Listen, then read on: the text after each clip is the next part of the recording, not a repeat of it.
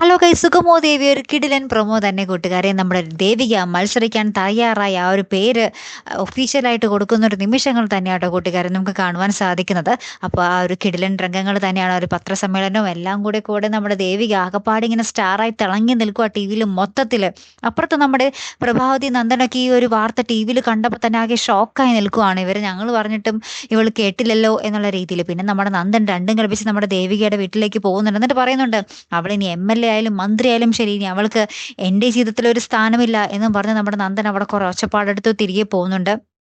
പിന്നീട് നമ്മുടെ ത്യാഗരാജൻ അരുന്ധതിയോട് പറയുന്നുണ്ട്, CPയും പറയുന്നുണ്ട്, നന്ദന്റെയും ദേവികയുടെയും ആ ഒരു കുടുംബ പ്രശ്നം എങ്ങാനും സോഷ്യൽ മീഡിയ പൊക്കിയെടുത്താൽ അത് അവരുടെ ദേവികയുടെ ജയത്തിന് ഭയങ്കര ക്ഷതമായി പോകും ഏൽക്കാൻ പോകുന്നത്. അതുകൊണ്ട് അതെങ്ങനെയും അരുന്ധതി മാഡം സോൾവ് ചെയ്യണം എന്ന് നമ്മുടെ ത്യാഗരാജനും CPയും കൂടെ പറയുന്നുണ്ട് കേട്ടോ.